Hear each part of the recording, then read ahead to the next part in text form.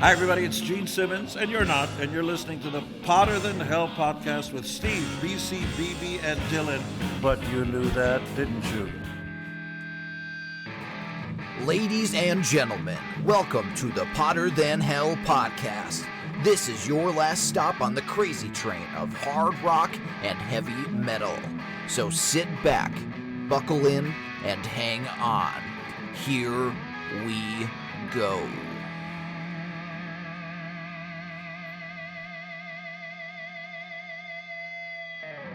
Hello, Potter Than Hellions. Welcome back to the Potter Than Hell podcast. This is Steve, and joining me this week is BC. And with his Red Sox hat on is BB. And his Dream Theater hat on. Yeah, Dylan. All right. I was actually looking at your shirt. I forgot introverted that you got but that. willing to discuss wrestling. I forgot that you got the hat the other day. We'll talk about that. Mm-hmm. How's it going, BC? Good. Yeah. Countdown to leaving land, I guess you would say. Just deal with the craziness before it. Renee's like, yesterday, you didn't pack yet. It's Tuesday. We're not packing, Ernie. We don't leave till Sunday. It's Tuesday. Relax. I'll do my laundry on Saturday night. I'll pack Sunday morning. I said, I'm going to do laundry Saturday morning. I'm on Saturday. I forget packed in. You're going to forget something. How about you, BB? How are you? Yeah, doing great. You know, nothing fantastic going on down the hill. Kind of calm, but like BC said, getting excited of the cruise we're going on with all the fam. So should be fun. How about you, Del?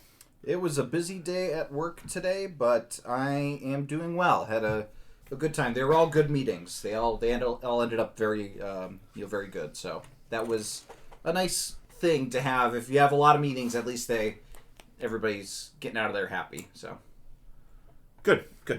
Sweetness. Okay. Ready? How you doing, buddy?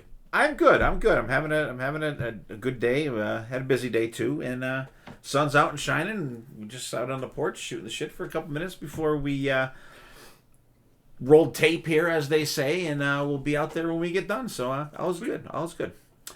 All right. Before we get going, I want to say a very heartfelt thank you to Gary Cap.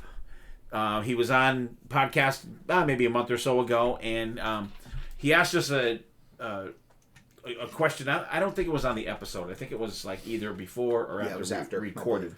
So he sent us each a gift according to what he asked us. I don't know if he wants to divulge what was sent, but it was very nice. And it's not the first time that Gary has sent something to us. Actually, I got another thing here that Gary sent. He printed up some final Kiss show tickets, like fake tickets, and sent us all a bunch of them too for night 1 and night 2. So it was appreciate a little late, Gary, but we appreciate it. I tried to use it at the garden to get in, and they wouldn't let me in. God damn it! But much appreciated, Gary, and thanks, my friend. It was very nice of you. And speaking of Kiss, today is the 50th anniversary of the release of Kiss Alive. 50 years, wow. And it's weird, and they were talking about it on Kiss FAQ. This seems to be one of the few release dates of a Kiss album that is like people don't, oh, it's not that date, it's this, like go nuts about it. Like the release police do not seem to go nuts over this one. So I think it's fantastic. It's the quintessential live album. It's the one really that kind of kicked off the live album surge in the mid 70s. However disappointing it may be that they had a big workup. Gene Simmons had said there's going to be a huge box set for Kiss Alive when it's 50th anniversary, and then people were, once Gene let the cat out of the bag, other people were saying, yeah, it's coming. However, today on release day, the only thing that Kiss Online is putting out is 4 t-shirts, one of each guy on Kiss Online, so no box. I'm sure it's still a thing. If it comes in a box, it's a box set of shirts. But if it's just put it out for fucking pre-order. You know what I mean? For whatever it's going to be. Like, I mean, just they just can't seem to fucking get it right. Even though you need to read it's the fine probably print. that Pop House or whatever the fuck it is.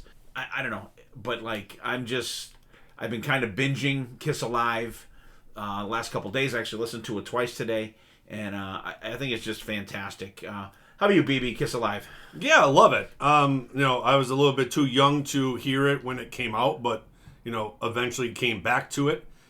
And, that's one of those things that you go see a live band, and I will say Massive Wagons, they're a band that they don't sound the greatest on their albums, but live they're fucking off the fucking scale. And I said to Steve on the ship, holy shit, these guys need to do a live album. And now I see why, down the road, looking back 50 years, they were saying the same thing about Kiss. Like, they really, they needed to capture their live, thing that they did. And, that's what they did, and it pretty much almost put them on the map. Yeah, and the thing is, too, like, I became a Kiss fan in 1976, and it was weird, because I had heard Alive by the time I'd had the first album, but I know I had heard it somewhere. But it was weird going back, wow, that's Firehouse, wow, that's Cold Gin. And you're like so used to hearing it on Kiss Alive, and then you go back to those other, slower versions, and it's just such a different thing. And that's an excellent point. And I can see how people would be like, all right, maybe listen, say you bought Hotter Than Hell. You're like, ugh. But then, you know what? I'll give these guys another shot. They got a live album, and then you're probably like, holy fuck. Yeah. What do you think, BC?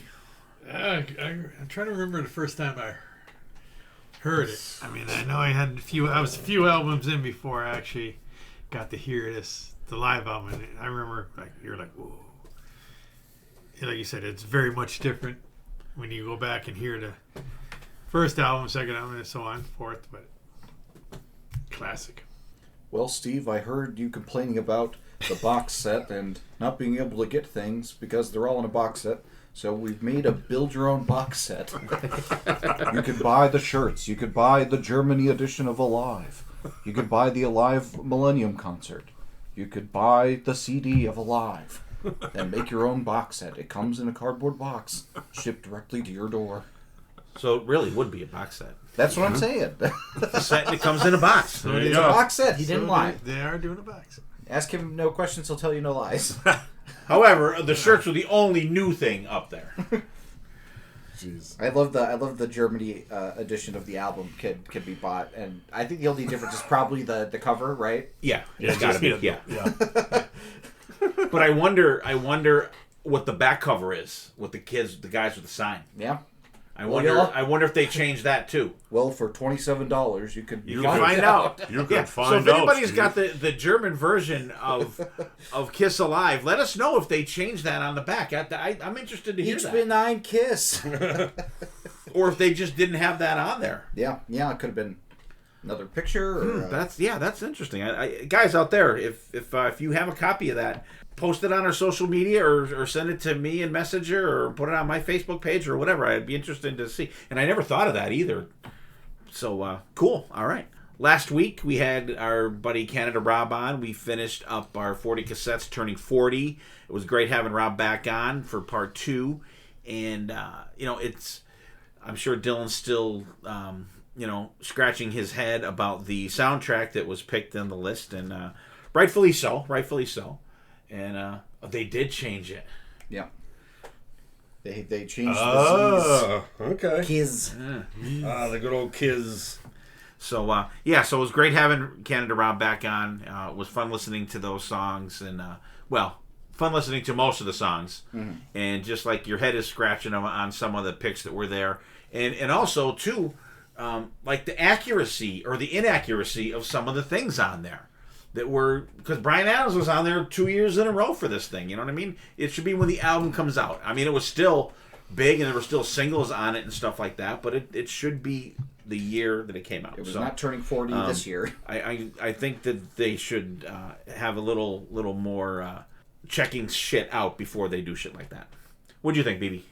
Yeah, Canada Rob, always a great guest to come on the show.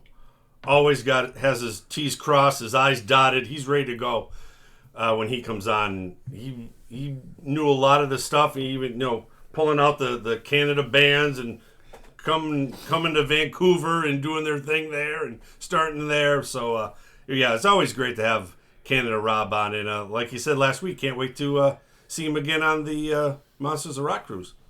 For sure. How about you, Dom?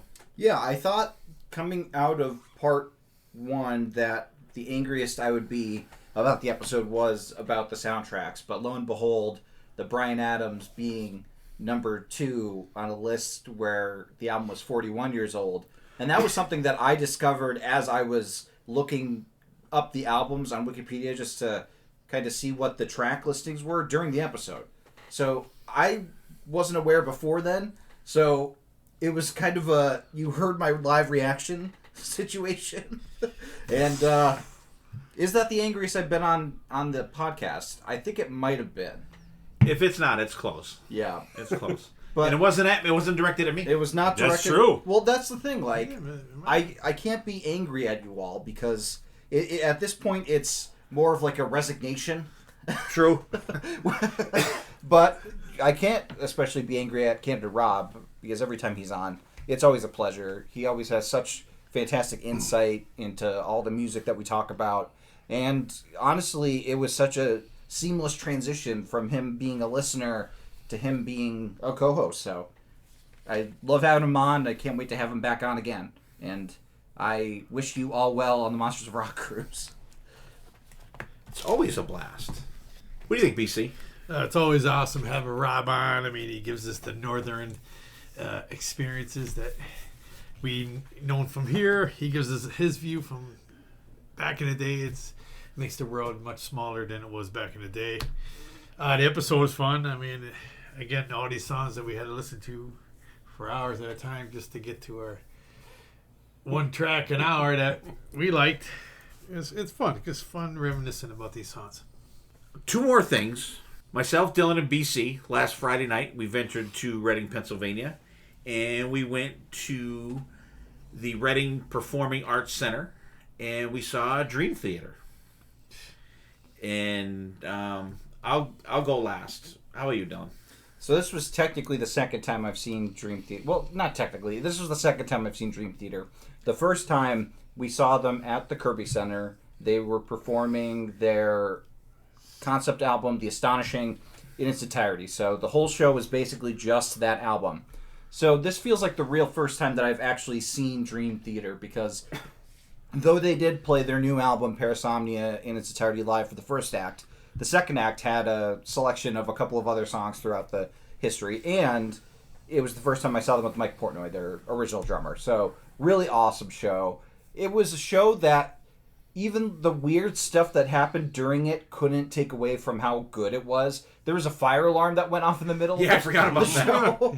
And I turned to you and I'm like, do we leave? Like, should we go? I'm like, no, the exit's right there. Yeah, we were towards the back of the theater. Yeah, the firemen, I'm like, the firemen aren't moving, the band's not moving, I should be okay. But then it went off eventually, and it was the first show of this leg of the tour, so, you know, they had some amp issues towards the end of the first act. But besides that, amazing time, really great set. There was some really fun kind of Easter eggs and stuff in there. Like during BC's favorite song, Peruvian Skies, they started playing the beginning of Wish You Were Here from Pink Floyd, and BC had a heart attack thinking he wasn't going to be able to hear Peruvian Skies. But then they went back into the song, and then they went into Wherever I May Roam from Metallica during it. So that was really cool. And seamlessly. Yeah, between the act breaks, they had the Let's All Go to the Lobby playing, and before the show, they had the opening theme from Psycho and the opening theme from The Shining, so really set the mood. And there was a bed on stage for James LeBrie to rest in between like long instrumental breaks, since he always has to go off stage, but he went off stage every time. But it was really cool. The album that they played in its entirety, really fantastic. We got to see some of those songs played live for the first time, so that was really cool. The only thing, and I think we're all kind of in agreement with it, was that it was the anniversary of their EP that's the length of an album, A Change of Seasons, and they played A Change of Seasons as their encore, and it's a 22-minute song. And I think it would have been better served to be at the beginning of Act 1 and ending with Take the Time, because Take the Time, really fantastic closer to the the actual set. But, I mean, that was really my only complaint. Besides going back to the hotel, which we were just about to get to the hotel, and, there's a train track between us and the hotel. Like, literally, us, train track, hotel. And the crossing sign goes down. And the train starts coming. When I say we stood there for 27 minutes, BB, there were 50 people alongside us waiting to get to the hotel. Holy shit. It was the longest train. There was about 5 people when we stopped when the train started. And there had to be 50 to 70 people by the time the train was done. I hear the train a coming. Oh, here's the end. Here's the end. Oh, no, here comes the engine pushing the back of the train. Okay, no, that's the middle. Another 12 minutes. Wow. Yeah, it was crazy. And it's so funny because the way to the concert, we had gone the wrong way. We thought we went to the stadium first, but it wasn't at the arena. So we kind of went the long way. And the long way we went, there's a bridge that goes over the train tracks. But the way we went back was shorter, but it goes like the train tracks are like across it. So we were debating, should we go back? It's like, no, by the time we go there, the train's going to be gone. But we probably could have made it. Well, we could have been back in the room and had 3 beers by the time the fucking train was done. Well, we were going to record an episode. And then we were just like... Just sucked the life out of us. Yeah, their buzzes were gone by the time the train went through. Yeah, it was rough. But besides all that, it was a great show. And my God, those guys could play. What a group of musicians. What do you think, BC? Dream Theater, come on. I mean, no surprises. I mean, like Dylan just said, they're phenomenal musicians. They blend songs together like they were meant to be that way. You can't, it ain't like they just kicked into something. They blended it perfectly in together. Got me nervous the one time. Overall, just great. I mean, the second set was really cool because there were songs they'd never done before, and I like that. They didn't play "Pull Me Under," which is probably the first time I've ever seen that. They haven't, so that was cool. And I saw that the other show they didn't play it on the Astonishing show.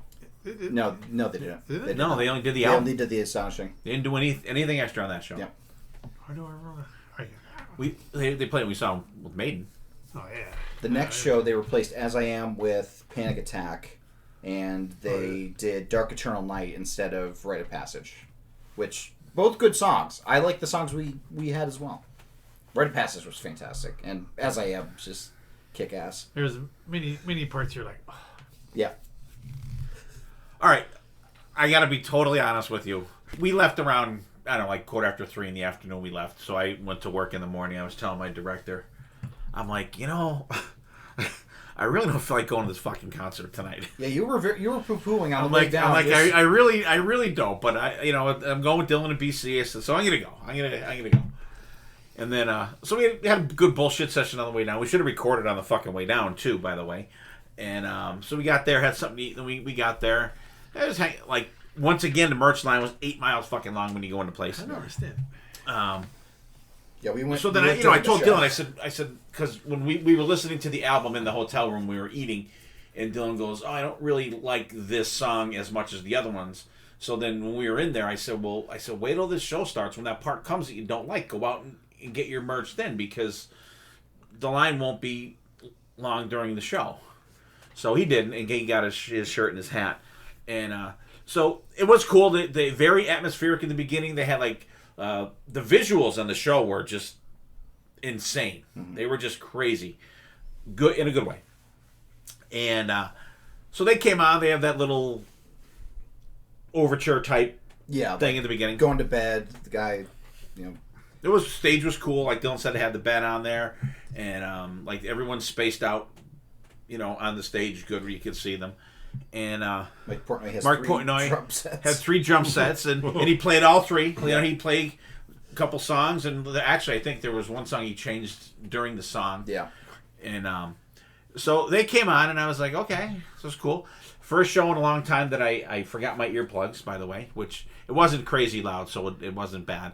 And it was fucking fantastic. I was like, holy shit. I mean, and I told these guys, I said, I don't know how, with the music they play, how they can fucking remember to play this shit.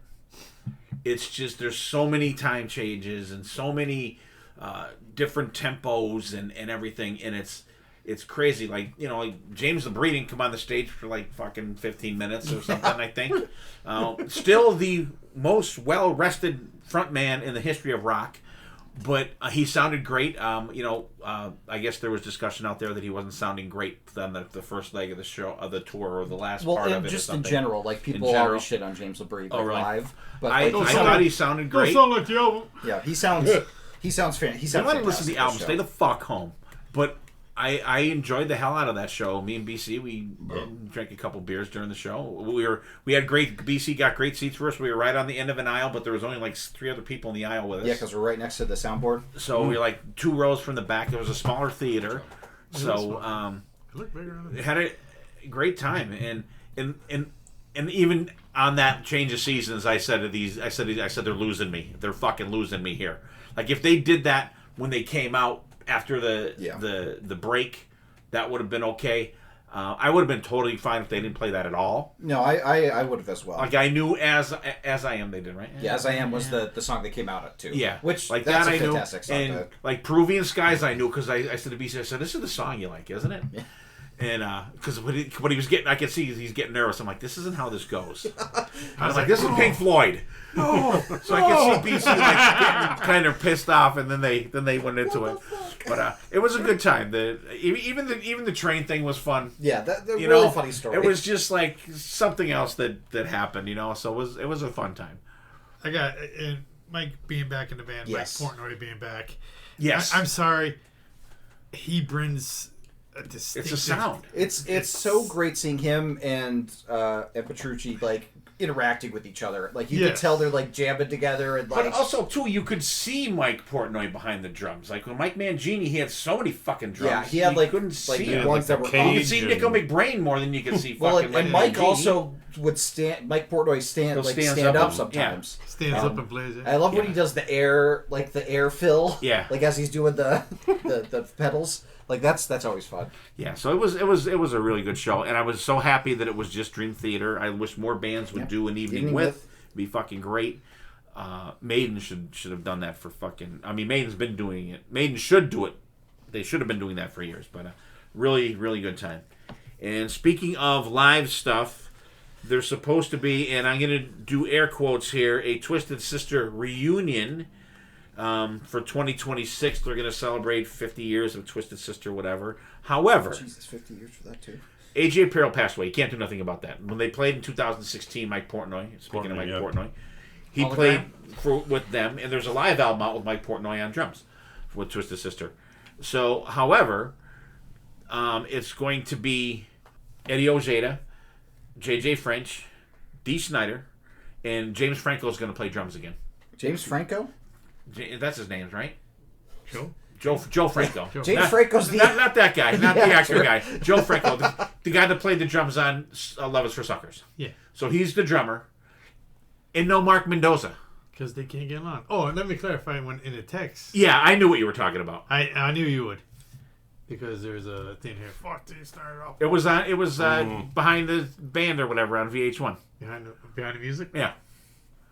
So that's why he's not Yeah, because Mark Mendoza, I see Dee Snider going to rip his fucking head off. Oh, there we go. So there was P&V back then. So, but they said the guy's name, and I guess he played with I guess he was in Dee Snider's solo band or something. I saw the name, Oh, but yeah. he is with if you put Dee a gun, if you put a band. gun to my head, I couldn't tell you who the fuck it was. But like, no Mark, so it's not a true reunion. No. In my mind is if a band says we're gonna have a reunion, everyone that is alive still needs to be in that band. Like when Black Sabbath finished, that was a true reunion. It was the original band. Everybody was still alive. When we saw them with Ozzy on the last tour, that wasn't a reunion thing because it was Tommy Clifeto's on drums. So in my mind, that's not a true reunion. So if Mark Mendoza's there, you can call it a reunion, right? Because you have the original guys. He's still alive. He's not dead. So I mean, it'd be cool. I would go. They'll probably play M3. I'm not wondering if they're going to be a surprise band on the cruise. Maybe. Because it's into April, so Maybe they'll do a Cooking with Eddie Ojeda since he was on the celebrity version of Chopped. oh, was he really? Yeah, he was up against does- Lita Ford, Kelly what's he do? Hansen. What do you make? I don't. It was like a mystery. Like there were He mystery does baskets and Chopped. Oh, he But- does his own salsa. Yeah, like yeah? it was him, Lita Ford, Kelly Hansen, and Weasel Zappa. Okay. Yeah, so I mean, Till in he my hits a mind, one. that's not that. It's not that. It'd be cool. I would see them if they play somewhere close. I would go, but you'll probably see them at M3, and I'm calling it. We're gonna see them on Monsters of Rock Cruise. What do you think, BB? I'm hoping we see at least one of them somewhere of those two. That'd be great, you know. And like you said, you know, it sucks that they can't, you know, bear the hatchet and everybody collect your check and go home. You have to be on a stage for an hour, and those guys will probably play for maybe an hour and 15 minutes. Fucking It's a big stage. yeah, stay in the in your corner, corner. collect your check. You know, make it like Steve said, a true reunion. But you know, what are you gonna do? You know, What do you think, BC? Yeah, like you said, it's not reunion. Should be a reunion. Like they were saying, the Guns N' Roses, not reunion. It's Not the even original close. Guys, you can see a version of Guns N' Roses playing. That's fine. A reunion should be the original guys, Right. Don't call it what it's not. as long as they're alive. Right. I mean, there's some instances And physically able to do it. Yeah. Like if a dude's in a wheelchair or something, like they can't expect to roll him on the fucking stage and play. But I don't think Mark Mendoza's in a fucking wheelchair. I mean, he could, you know, realistically. did you but like, remember? I mean, Did we? you know, Were you guys there when we saw like I think it was like Bad Company on Montage, and like the bass player just stood there all night long leaning on like one of the amps, I kind of remember something like that.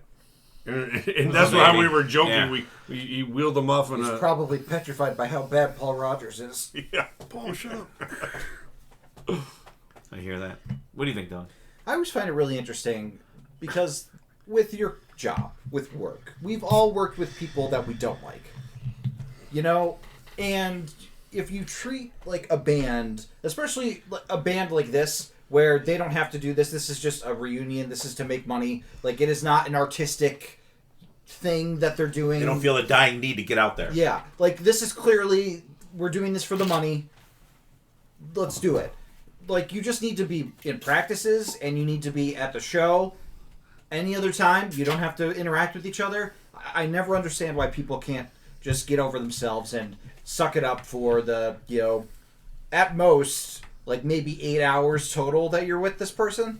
I just don't understand, especially with a band like that they're probably getting paid a lot to do this reunion. So they probably have enough to have like their own tour buses or, you know, accommodations. So I just don't understand when situations like that happen where people just can't get over it for a paycheck. And like, it's not like people are going to be like, oh, I really hated the show because they wouldn't interact. You know, like I've seen bands that they don't interact at all and the music's still fantastic. Right.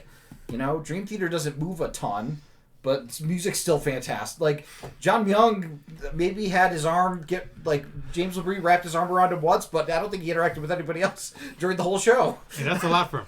No, him and Jordan?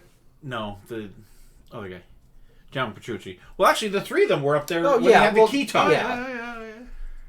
Always love the appearance of the keytar. Yeah. It came out. What were you going to say, BC?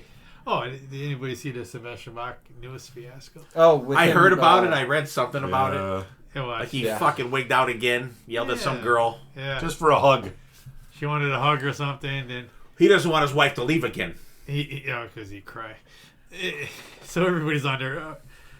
I said that Skid Row will get back together with them now. I'm taking it back. They're not ever going to do it. This guy's an idiot. Like, he blew up. He's screaming, get this fucking girl out here. And I'm like, dude, you're not... Who do you think you are? Yeah.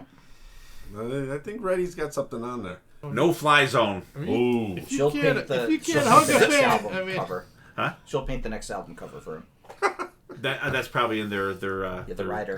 their writer Oh, their prenup. prenup again. This girl asked the wife if she could... Do you mind if I have a hug from him? I'm a huge fan.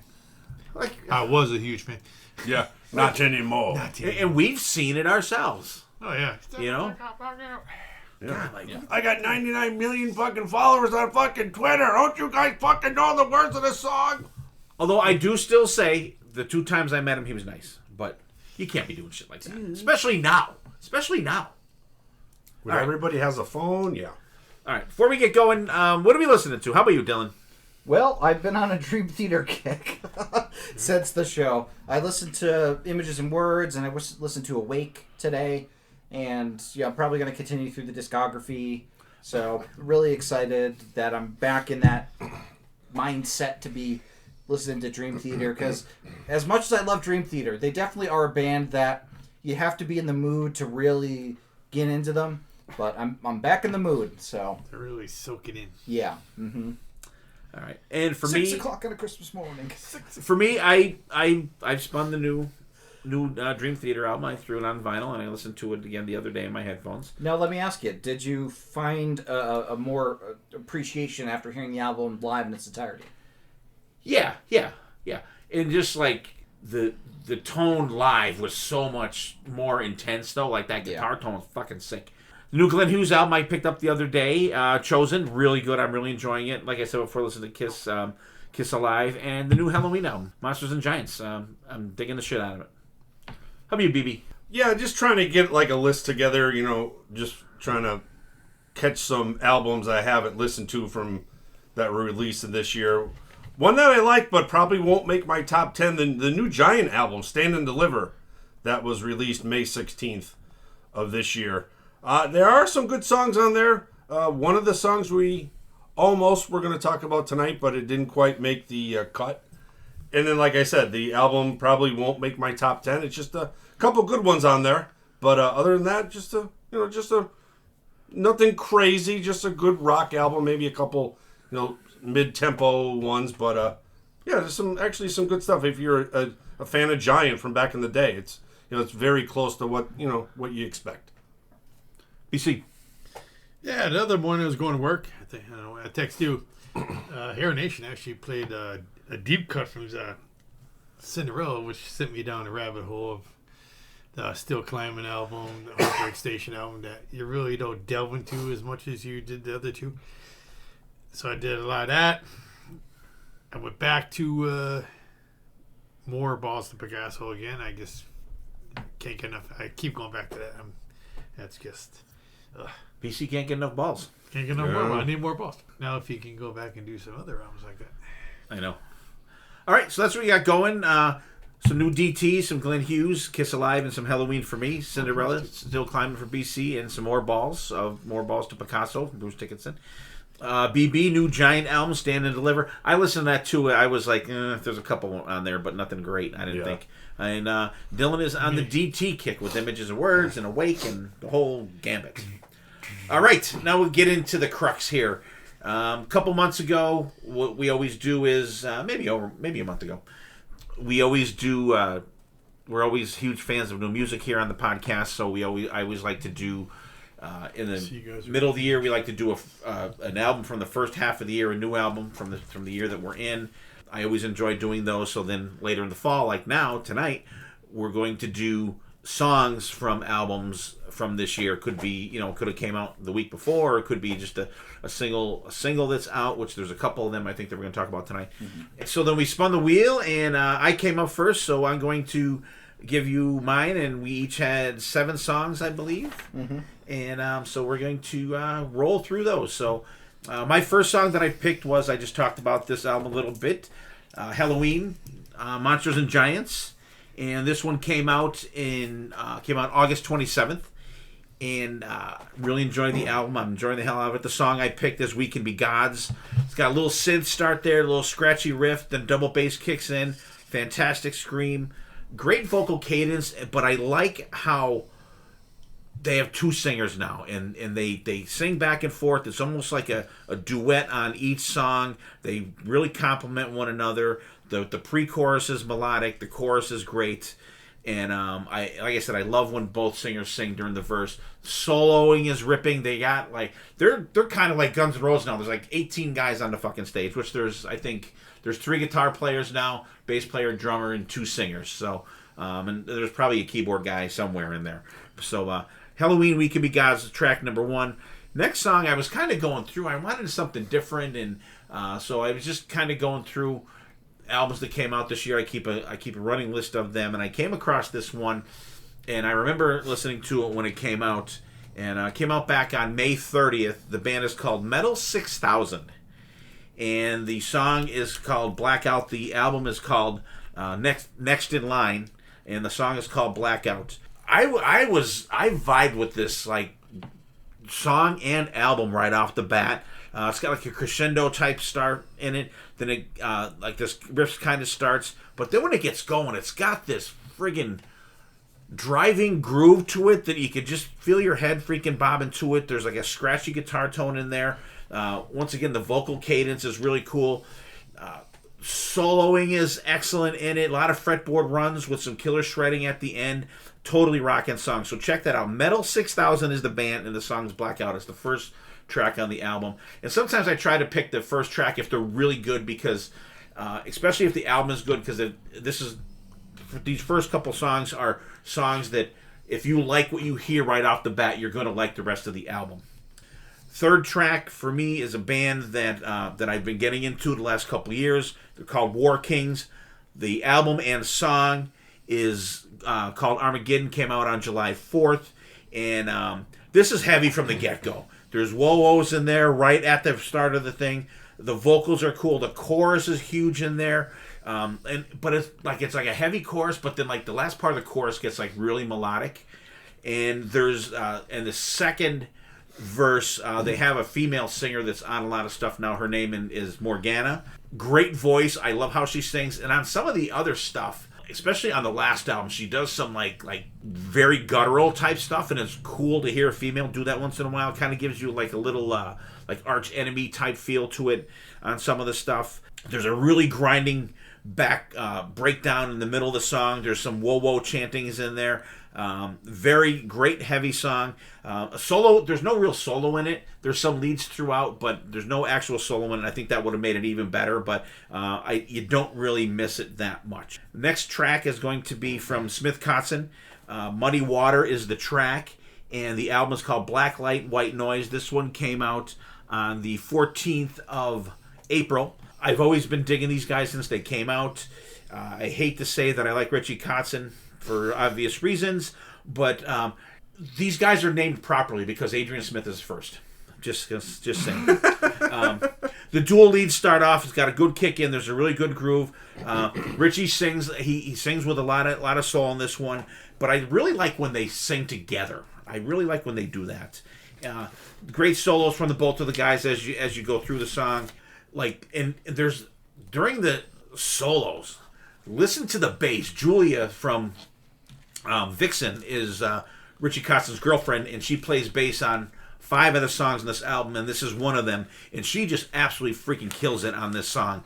And this is another one. If you like this first song, you will enjoy the whole album. My next track is one, BB brought this one to the table, and what are you listening to? A couple, it was either that or it was a gem a couple episodes ago, and I really dug these guys. The band is called Sign of the Wolf, and it's a self-titled album. This one came out April 24th, and it has the band. Here's the band, all right?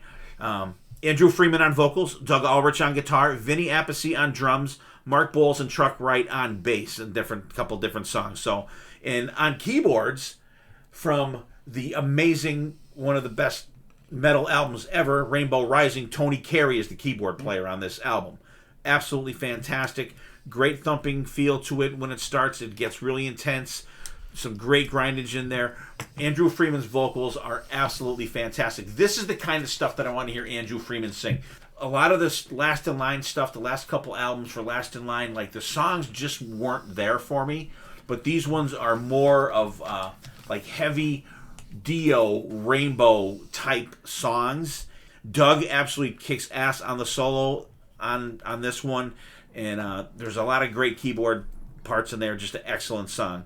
And speaking of people that brought albums to the forefront for us guys, I think this one was in a text group in our podcast text group. Dylan threw this one out there. The band is called Game Over, and the album is called Face the End. This one came out April 25th, so it's weird because one comes out on April 24th, the other one comes out on April 25th, so that's kind of odd. But this, like I said, the band is called Game Over. The song that I picked is Neck Breaking Dance.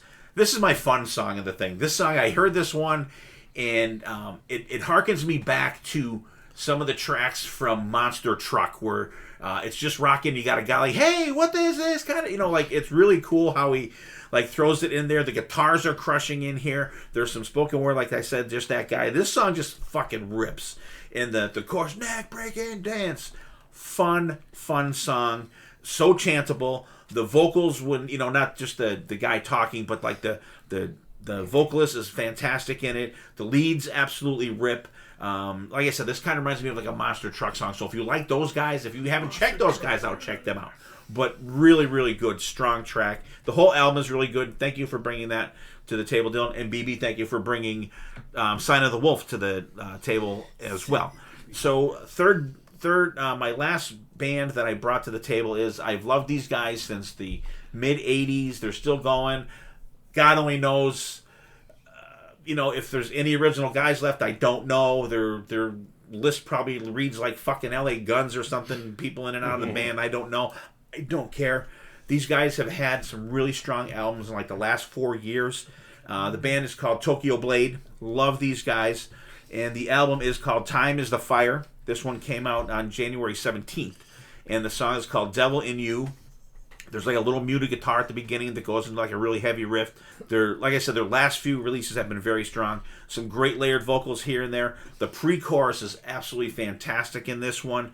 Awesome choppy riff that goes on throughout the whole song. The solos just absolutely rip, but like this is another one. The riff underneath that solo is just absolutely killer. So check these songs out. Check these bands out. I'm gonna say Halloween is probably the most well-known band on my list, but I really dig these. And like I said, anyone that is not checking out new music is really super missing out on some great stuff, some great albums, some great bands that you never in a million years, if you weren't listening to a podcast, you may not have heard. And if we were doing the podcast, I don't know if I'd be seeking this shit out either. So that's what I got. So what'd you think, BB? I'm gonna go to BB. Oh, righty. Halloween, We Can Be Gods. Great sound to these guys. It already has, right out of the gate, it already sounds like their classic Halloween stuff that we all know. Excellent chug in the song. The vocals are great. Killer solo. Double bass, drum, and piano mixed in there are excellent. Song number 2 from Metal 6000, Blackout. This is just one of them straightforward rocking songs. There's a little chugging guitars in there. The band harmonies at the chorus are really good. A couple guitar squeals in there. Really, really good song. Song number 3, Armageddon from the War Kings. This song's heavy right out of the gate. Great heavy drum parts, some great drum fills in there. And you kind of answer my question. The female singer, and you said there's a female singer there. Yeah. Love her vocals. Song number 4, Muddy Water for Smith Kotzen or Kotzen Smith. No. This is just a great song. 2 great guitar players. The whole song is just full of like soul and swagger. I really love Richie's vocals when he sings those parts. Song number 5, Murder at Midnight from Sign of the Wolf. Killer melodic band. Andrew Freeman's vocals of this are just absolutely amazing. Doug Aldridge always fucking tears it up when he plays. And that's a great album. You may actually hear that album later in the year. Song number 7, Neck Breaking Dance. This starts like it was going to be you already said it, a fun song, but it actually turns into a fucking rockin' tune. The solo tears it up. I love this band. They sound fantastic. I'm definitely going to check these guys out. And song number 7, The Devil in You. Straightforward, another killer rocker song. Vocals are great. Drums are out front. Guitars have a great tone to them, and the solo is off the charts. Righty, I got nothing to fucking troll you, bust your balls, nothing. All right. Oh, shit. Get the AED. I'm in shock. How about you, Dylan? You were in a power metal mood, weren't you? I was. I don't really, there's really, right, you're right. I didn't notice that. There's really no melodic. Well, maybe the Smith Kotzen. Yeah, Smith Kotzen is about the only, the outlier. But, I think this was a great list as well. I looked up the lineup for Tokyo Blade. It was quite the past members Murderers Row. But it seems like a lot of the current members, there's 3 of them that were original. So Okay. they do still have some originality, which is pretty cool. But that was a good song. I really like that one. Neck-breaking dance, Game Over. I remember seeing this album on the new releases, and it's one of those that catches you with the cover. And you're thinking, oh, is this going to live up to that really awesome cover? And I think it does. I really love songs that have to do with moshing. They never miss for me. Like Cotton to Mosh, Whiplash. They're always really fun because it's a fun thing to do. And they captured that spirit very well in this song. And it's a great thrasher. Just awesome soloing in it. Really loved it. Murder at Midnight, Sign of the Wolf. I didn't know who was involved with this band, but now that I've heard who's involved with it, it makes sense. Very good song. Pretty rockin'. Really enjoyed it. Muddy Water, Smith Kotzen, talented guys, both of them. It took me a little bit to get into the music of it because the groove is very kind of arrhythmic in a little bit.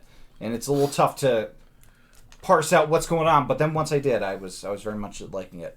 War Kings was probably the big surprise for me, and I think it was because of Morgana's vocals. When those kicked in, I was like, ooh, very cool, very different. It is. And I think it elevated it up a little bit. I liked the first vocals, but when she starts singing... She adds another dimension to the band. She came on in the last album. Yeah. I think it's a really fantastic... Especially with power metal, because there's such a soaring feel to power metal that I think a female vocal could really add a lot. And you don't see a lot of female vocals in the power metal. Nightwish probably is the biggest one, and they're more symphonic than power, but it was really good, a really good one. Blackout Metal 6000. I'm a bigger fan of Power Man 5000, but it's good to see he got a sequel. I think the production on this I wasn't a fan of. The music I was. I liked the music quite a bit, and I think it was a little let down by the mixing. It was a little too sparse for me, but other than that, I liked it. And then We Can Be Gods by Halloween. I mean, they're the classics of the power metal scene. I think the only thing that tripped me up with the song was the keys sound. It just sounds too classical compared to the rest of the instruments. It sounds like somebody's just banging on a grand piano kind of in the back while everybody else has the heavy metal instruments, and it didn't gel for me. But the music is great. I like Halloween. They're a band that I haven't dove into as deeply as I should, but everything I hear from them I very much like. So this was a very good list of stuff, and the only thing I had listened to before was the Game Over album, so all new stuff to me. All right. BC. All right, I love you. Love you too, buddy. All right, Halloween. I mean, this is what I go to Halloween for. This track. I mean, it just has killer guitars.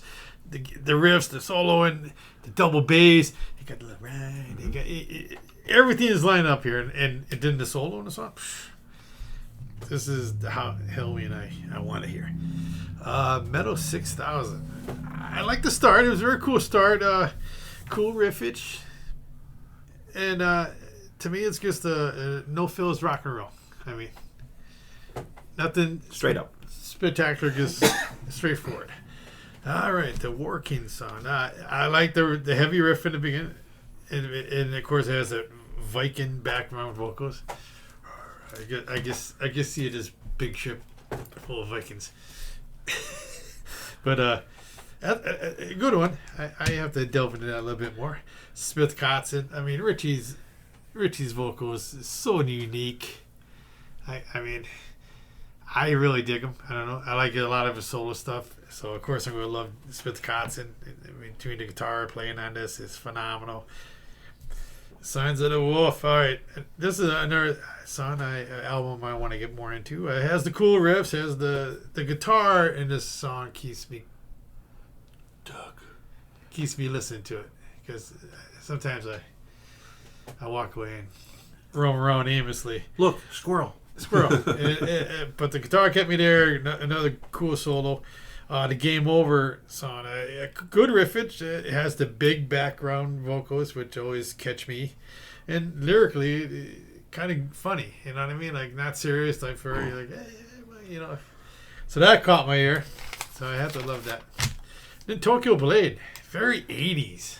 The sound, I was like, if you told me this was from 1989, 90, I'd be like, yeah, all right. Or even before that. I like it. Killer solo in it. The vocals were cool. But it had a very 80s Kind feel. of retro kind of. Retro feel to it. Very much a retro feel. All right. Wow. No one ripped me at all. Oh, shit. Well, you pick good stuff. Shock. It's about time you pick a good shit. Whoa. Wow. Get the fuck out. Get out of here. All right. BB, you came up in the rotation next. What do you got All first? right. Thinking about picking some good stuff. No. Yeah, this is a fun episode of, really diving in, and I kind of wanted to go a little bit deeper than normal, try to pull some oddballs out. So the first one, the band The Fifth. BC, we love The Fifth. The band, the album. Do you plead the fifth? Sometimes. Plead the fifth, drink the fifth. I may. Drink the Fifth. Yeah, off the album We Are One, released May 2nd of this year. I picked the song Starlight. I think it's the closing song. But this is Roy Kathy? Rory Cathy, right? Kathy. Yeah, but you guys know him from the lead singer of Cold Sweat. This must be like a little side project he has. But it starts with a really cool talk box. Some killer melodic riffs in there right out of the gate. Roy's vocals are perfect if you're familiar with the Cold Sweat stuff. So this was right up my alley. The attitude of the song is just so cool. It has a catchy chorus. Has some great band background vocals in that one. This is a great song, great album. Song number 2, Hell or Hollywood, from the band The Violent Hour, off their EP, self-titled The Violent Hour, came out July 25th. This is ex-Butcher Babies, Carla Harley's new band. Really good stuff on this EP. Has a really cool steel guitar start to it. It almost has like a 60s, 70s like rock country feel vibe that kind of turns rocking right after that. Really quick it turns rocking because it takes off. Carla's vocals are great, and of course the great Zakk Wylde adds a little guitar solo in there. Some new guy. I think he's from Jersey. I think he's Jeff something from Jersey. But yeah, I was very surprised that this was a side project. And remind me to tell you something about the side project after we were done. Okay. Song number 3 from the band Drew Cagle and The Reputation. It's called Bad Attitude, off the self-titled album Bad Attitude, released January 31st. This features Tracy Guns on guitar, and you can definitely tell he's on there. Another one of these songs that are just a straightforward rocker. The vocals are great delivery in the vocals. Tracy's playing is fantastic. Nice crisp drums in there. Another, like I said, the vocals are another good vocal song. Just something deep, different, just have you guys kind of listen to it because, you would probably not hear of it. Song number 4, The Day I Die, from Daughtry, off the Shock to the System album that will come out September 12th. So this was a single that they released out of this. This song has a great build to it. Starts off kind of slow, but it really kicks in, takes off. I love when Daughtry can do his screaming vocals. I love when he gets heavy in there. There's some heavy riffs in there, big loud drums. Great build to it. Just a great heavy song, especially towards the middle and the ending. Song number 5, Live and Let Go, from the Gems. This is just a single that they released March 26th, so hopefully these girls will have an album released. And of course, these are the girls that Steve brought to the table years ago from Thunder Mother. This song, I think it really showcases Guernica's vocals. The music is great, the drums are good, the guitar works great. Just her vocals. There are certain parts, when she hits the chorus, there's a pocket of it, like her voice is just amazing. Song number 6, Nowhere to Run, from the band Wet. This is off their Apex album that was released March 28th. And of course, you got Jeff Scott Soto in there, lead vocals, and then Eric Martinson from Eclipse in there, kind of doing a little background vocals when this Jeff really takes the lead on this song. But these two guys, they just make a great melodic 1-2 combination. Very fast melodic solo. Good stuff in that. That whole album's great.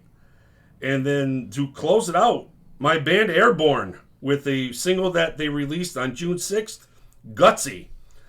Starts off with that classic Airborne scream, and it's right into that AC/DC mood, influence rocking song. Fast right out of the gate, big screaming band vocals, band screams, ripping grips and guitars in there. The solo is great. The outro solo is fantastic. And I can't, preach Airborne enough. If you like AC/DC, please give Airborne a shot. Righty, you go first this time. Okay, the fifth. I'm pleading the fifth. I don't want to incriminate myself here. Huh? Uh-oh. No. I like these guys. I listened to the album. I enjoyed it. I like that you picked this song. However, well, first off, it starts with some talk box. So You're already sucked in for a little bit. However, listen to this song. This is a slower, direct ripoff of fucking Rocky Mountain Way. Listen to it. This is fucking Rocky Mountain Way with different vocals on it. However, Rory sounds great. Good thumping bass for the verses. Kicks up for the chorus with some ahs in there, which I like. The solo is very melodic. Fun song. But listen to it. You will not be able to unhear Rocky Mountain Way from now on this song. The Violent Hour, Hell or Hollywood. I was wondering what the deal with this was. Carla from the Butcher Babies. I much prefer her vocals on this than on that stuff, by the way. Acoustic Star, it's got that swampy feel to it that I think is very cool. Like her vocals are like very sultry. I think they're very cool. There's a little sitar in there as well. Rockin' chorus, some yeah-yeahs in there. Great riff. I like it. Then like halfway you get that, it goes back to that kind of swampy feel. Yeah. They should hang on to this guitarist. His solo really rips. And like the last part where they sing and the soloing goes on is absolutely killer. This guy may make something of himself someday. If he just... I'm glad he didn't get crazy. He didn't do, Yeah. I heard rumors he does some crazy pinch harmonic shit, and it just... And it's almost like teeters on Yngwie. It's very tasteful. He really kept it calm this time. He did. Very tasteful. Very tasteful. Drew Cagle and the Reputation, Bad Attitude. I didn't know this was Tracy Guns. I like the guitar sound on this one. Choppy guitars. Good feel leading up to the vocals. I like this guy's voice, too. Fun song. Straight up rocker. I enjoy that. The Day I Die. Actually, if you're listening to this on the day this comes out, this album is out today, by the way. And Daughtry, Day I Die. This is a fucking heartbreaking song. This has got to be about his daughter passing away, if you listen to the lyrics in there. Very heavy musically and thematically. There's some eerie, swirling guitars in there. His vocals are really good. No real solo, but there's some fast-picking leads in there. What a song. It's very intense. The Gems, Live and Let Go. And they do have an album coming out early next year. I believe it's going to be called Year of the Snake, by the way. Snake! Or maybe this year, Snake. Year of the Snake. Gems are back. Upper pace song. Guernica's vocals are great as usual. Very melodic chorus. The solo is really good. On this one. Fun song. Not their best, but still really good. Wet. Jeff Scott Soto's first appearance tonight, by the way. Nowhere to Run. Good rocking feel to this one. The riff and the verse is great. The chorus is great. I was going to pick a song from this album, too. But when you tip yours, I figure we'll at least get to talk about it. Jeff's vocals are great, as always. Another guy that I hate that I like him. For obvious reasons, again. Fantastic bridge leading up to the ripping solo. Excellent song. Great pick, BB. I was going to pick a different song, but this one is really good. Yeah.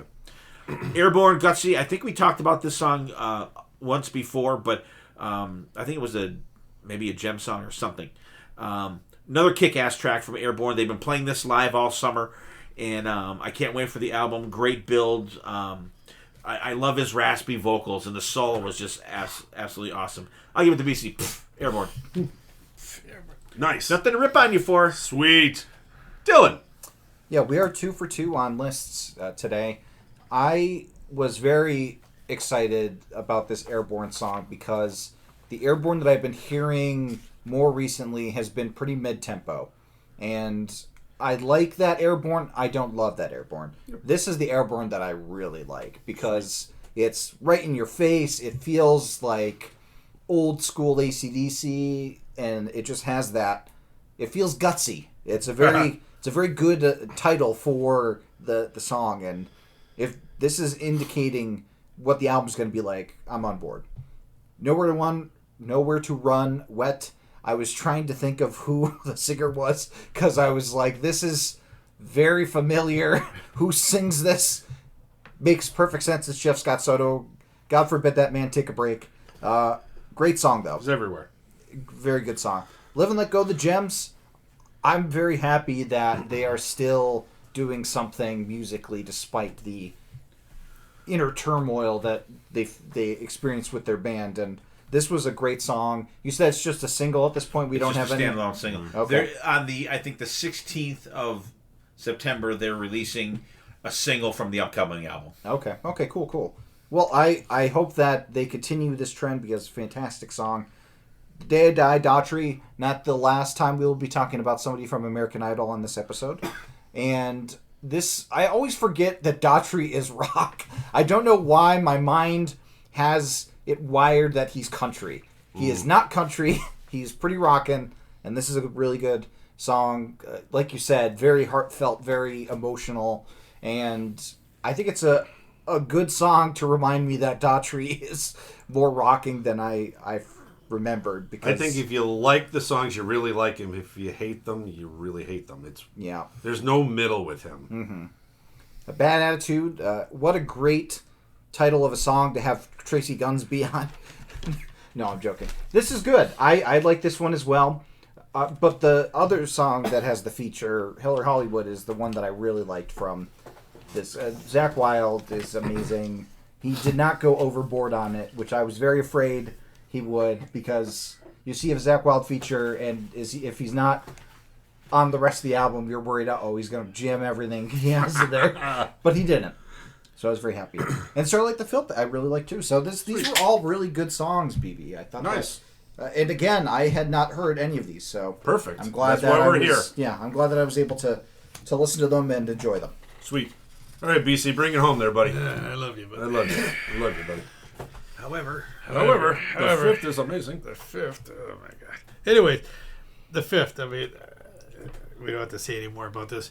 I mean, Corey still has the pipes to this day from back in the day, and we seen him live on the ship. Brings it live. Yep. I love the groove to this song. I mean, it has the talk box. You can't go wrong with talk box. But very interesting, these guys. I've been loving everything I've been checking out from them. So, a good find. The Violent Hour. Not bad vocals. They don't grab me as much for a female. But I love the way it went from the steel guitar, acoustic, whatever, Yeah, to a the little guitar. sitar or something. Yeah. Like back and forth. I like the way they did that. It has a nice solo. Like everybody said here before, I was expecting Running wild. Yeah, so I was like, wow, that was pretty cool. Daughtry. I mean, Daughtry, again, here's another guy with such distinctive vocals. Starts out, pretty much a mid-tempo to the end. At first, I was a little nervous, like, okay. But then the end brought me back. And like you said, there's no in-between with him. The Gems. I mean, we talked about these guys, but such powerful vocals. And overall has a good feel to the song, and the song solo was killer. Wet, yeah, Jeff Scott solo again. Come on, I love the riff in the song. Another kick-ass solo, because overall great rocking tune. Airborne. These guys, I mean, I agree with Dylan on this one. The last few were just kind of like. I was like, oh no, they're getting like real AC/DC. I know. They're following too close. They're following way too close. No. But this is the Airborne I love. I mean, just they're carrying that AC/DC torch. It's straightforward killer rock. And Drew Cagle and their Reputation. And I like the vocals. Very catchy. Solo's good. I mean, which, how can that be if it's Tracy Guns? But you can definitely tell. I'm not familiar with a lot of their music, but that definitely has the Tracy Guns feel to it. But I think overall it's a very cool song. But hey, not bad. And speaking of Airborne, their last album was 2019. Damn. So it's been a while since Bone Shaker? since they put one out, Bone Shaker. Jesus. Yeah, and that was 2019. So because I was thinking that too, because like you hadn't heard from them in a while, and then boom, this song came out, and it's weird because it's on a couple like on Apple Music on our playlist. There's a couple songs that everything is in capital letters. I don't know if you noticed that or not. Airborne's one of them. There's one coming up that like everything's That's all capitalized? all capitals. The Day I Die is in one of there. them. Yeah, That's like so there's a weird. couple that is odd. It just they kind of struck me as weird, but that was one of them. All right, did everybody go? Yep, On BB's? believe so. Okay. Yes. All right, so there's my list. There's BB's list. So the gem song this week is going to be a song that BB brought to our attention today. It's from Mammoth's forthcoming album, and this track is called "I Really Wanna."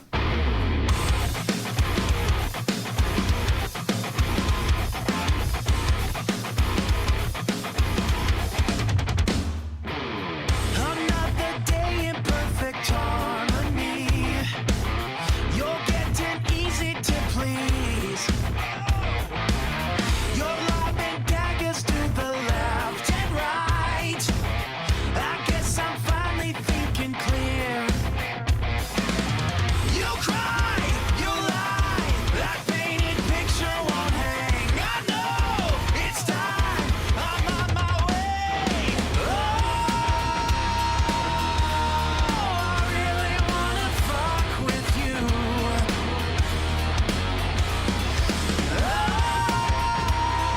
I really wanna fuck with you. I really wanna.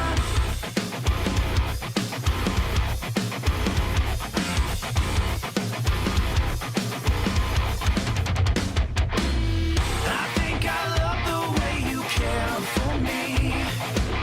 You're getting easy to read. This fucking kid is on the other side. Now get me far away from here. Sometimes it's like I've got a house in your head. I know it's time you're itching to see. I really wanna fuck with you.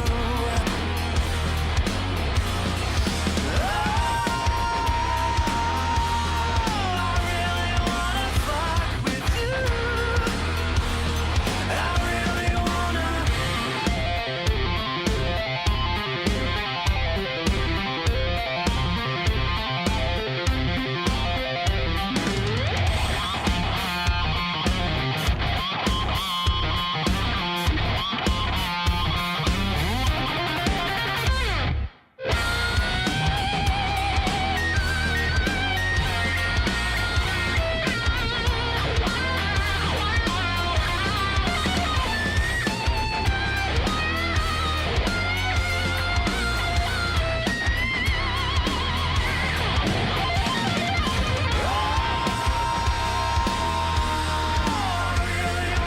Fuck with you.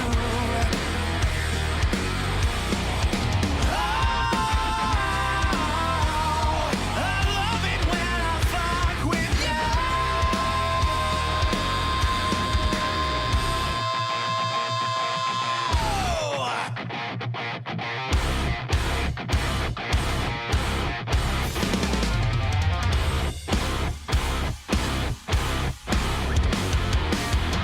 All right, hope you guys enjoyed. I Really Wanna from Mammoth, and we were just discussing the video for it, so check that out. It's on YouTube. I didn't get a chance to watch it, but BV said it's very entertaining, which his videos are always entertaining, Sure. by the way.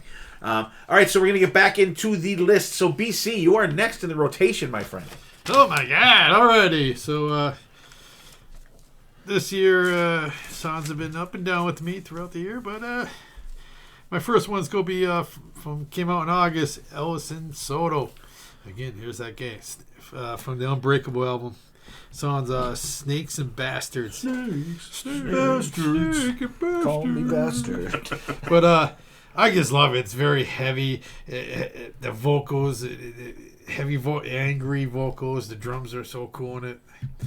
It has the fuck yous in it. So I mean, Steve's got the haze, and I like the fuck yous. So in a solo is just downright killer. My second pick is going to be the band Firehouse. And this came out in June. I never heard it until just recently. I wasn't on stream until just recently, but they released it back in June. You had to download it for $1 to get it, actually. I'm too cheap to do that. So. Terrible. But it's just a single, apparently. But the song's called Mighty Fine Lady. To me, it's... Who's that lady? It's a good rocker. I love the bass in the beginning. It has a good riff, has a great solo, it has cowbell in it, so it's got to be good. But it has that classic Firehouse choruses and stuff. And that new guy fits them pretty good, I think. I mean, Nate Peck. Nate Peck. But, Josh Peck's brother. and of course, Bill Leverty does a great solo. My next one's going to be Robin McCauley with from the Soulbound album that came out way back in February. There Was a Man. I mean, for Robin, I think it was kind of a heavy song. Again, he still has the pipes. As we saw him on a cruise, it was great. The solo in this song is killer to me. Next track will be Buck Cherry from June of this year. From Roar Like a Thunder, I Go Boom. Classic Buck Cherry rocker. Cool solo on this one. It's typical black. This is what you go to black cherry for. Buck Cherry. Buck Cherry. I'm thinking Blackstone Cherry. Jeez, too many fucking cherries out there. All right. Of course, the next one I had to throw these guys on their way back, and another one from back in February with Dream Theater from the Parasami album with Midnight Messiah. I have to take it easy when I push these guys around because a lot of people, you got to be in the mood for it. You have to be, even me, and Dylan said it, you have to be in the mood to really absorb what they're doing. But this is a mainstream song, I think, very heavy. So take it easy. Mainstream DT is what I push. This next one, I don't know much about it. It came out back in May. I guess it's maybe a single or two release. I don't know if it's going to be an album. All I know is Jason McAllister is in it. The band is Hot Shot. They have the Motley Crue over The umlaut. Yeah, it's another side project for Jason, so it's very AC/DC, which, again, I love anything straightforward rock and roll. That's why I picked that one. Pretty cool. Nothing mind-blowing, but different. I finish off on this with the band gets a lot of shit for, I don't know, with their album came back in May, Viva Rock and Roll, the D-Raps with Born to Die. It has a weird start into the riff. I find these guys fun. They get a lot of slack for being very Van Halen-ish, but I don't think this track, there's parts that are a touch of Van Halen in there, but not like some of the other music that really sounds a lot like Van Halen. I just think it's fun. And music should be fun in my book. BB, any love? I got some love, BC. I got a lot of love, buddy. Okay. All right, a couple of loves here. Just a little bit. Just a little bit of love. Just a little bit. Snakes and bastards. From Elpson Soto. Very thrashy song, with Dave Elpson, kind of leading this band here. It's going to be thrashy. Has a very, Anthrax feel in different parts of it. Short solo, loud, crisp drums. I just don't know if Jeff Scott Soto's vocals are good for thrashy. I don't know. I think I like them more melodic than thrashy. A couple of times I listen to it, I'm like, all right. It just doesn't grab me. I don't think he's there.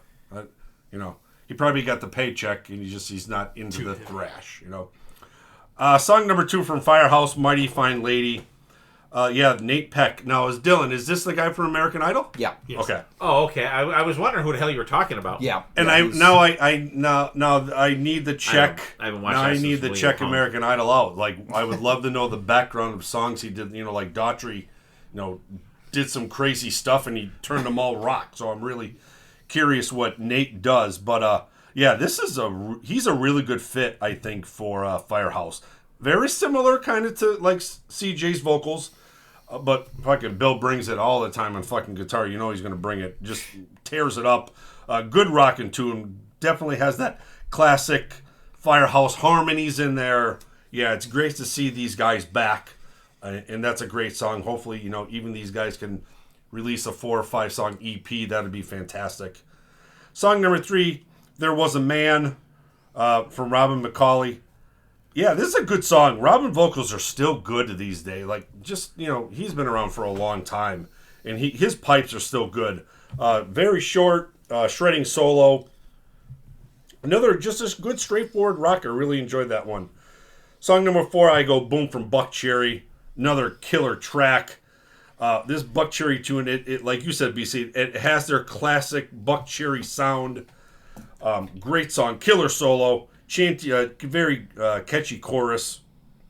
Song number 5, Midnight Messiah from Dream Theater. Now, I'm not familiar with Dream Theater. You already got into these guys. Now, does this sound... Is this vocal sound different for them than other albums? I don't know. I don't even know how to explain how I thought it sounded different, like vocally. I don't know if it's the way he's delivering it. Yeah, he definitely is going lower because the early stuff he's pretty high. He's like up. super high. Yeah, the early stuff he's really high up. Like lower, he's lower nowadays. He can't do it. Okay. Yeah, He can't do that. All right. Well, then Except that for the explains a lot. choruses. That Which he He's didn't do singing live. to his age. Yes, and I definitely appreciate that. But yeah, the song is all over the place in a good way. So many million time changes. Petrucci kills it. I just wish the drums were a little louder. And maybe it was the way I had my headphones in. Times I heard that I wish they just turned. I wish there was a way you could turn up certain parts on a song. Stop getting your headphones at the dollar store. he's got the pair of skull candy he's had since 2010. That's right. Skull candy. I got it from my Walkman. I still got the orange foam on them. Song number 6, Digging for Diamonds, Hot Shot. I really like this one. This sounds kind of like, not quite as heavy like an Airborne, but like an older AC/DC feel. The music is heavy. The guitars are great. Drums are killer in this one. I really, really like that one. Like you said, it's just a single. Hopefully, they come out with something. I'd really like to check them guys out. And song number 7, Born to Die from D-Raps. Yeah, I love this album. Song is killer. The band gang vocals are great. They're all over the song. They're in, they're out, they're up, they're down. The solo is fantastic. This guy can really play guitar. And that's a really good album. So another good list, BC. I can't pick on you either. Man. Dylan, what do you got? I will be continuing the love. Snakes and Bastards. I wrote down this is the most BC song I've heard in a very long time. The chorus is something out of your playbook. And I think it's great. I think it's really good. I don't mind Jeff Scott Soto's voice with thrash. I think it works well. Mighty Fine Lady, Firehouse. Very, very good song. Even with the new vocalist, I think they still sound fantastic. I mean, nobody could match... what was his name? CJ Snare. CJ Snare. Obviously, his vocals were in the stratosphere, how high he could get. But I think it sounds pretty good with the new guy. So I'm excited to hear more. There Was a Man by Ron McCauley. I didn't know he was into Christian rock, and that kind of threw me a bit. As I'm listening to the chorus, I'm like, is this about Jesus? And it is. It is about Jesus. And, that threw me off a bit, but I liked it. I thought it was good. The solo was great in it. I Go Boom, Buck Cherry. I'm not as massive a Buck Cherry fan as you two are, but I like them. I thought the sound sounded good. I think I liked the stuff from their album before better, but I still liked it a lot. Midnight Messiah. This song kicks ass. The verse, very As I Am-ish. Yeah. And then the thrash chorus is so cool. And the solos are amazing. This is a great single. I really like that song. Digging for Diamonds, Hot Shot. This was a great song too. I like the gang vocals in it. The gang vocals are very cool. And then Born to Die D-Raps, this was probably the one that I liked the least, but I still enjoyed it. I just couldn't quite get a vibe of what they were going for, and I think it kind of threw me off a little bit. But I still liked it a lot, so it was a good list, BC. We're 3 for 3 for lists, so I'm very afraid that my list was the weakest one, so... We'll see. We'll see. All right, Steve, what do you think? Okay, I'm gonna go reverse here. D-Raps, Born to Die. I don't get a VH hit off this one at all. The last song, we talked about these guys on another song, and I got a heavy VH hit on that one. I didn't get it on this one, though. Starts off heavy. The lead lines are cool that are in the beginning there. These guys are growing on me, BC. The good vocals, there's like a good back and forth in there. I think that's cool. The pre-chorus is fantastic in this one. And that tempo change in the middle is just fucking sick.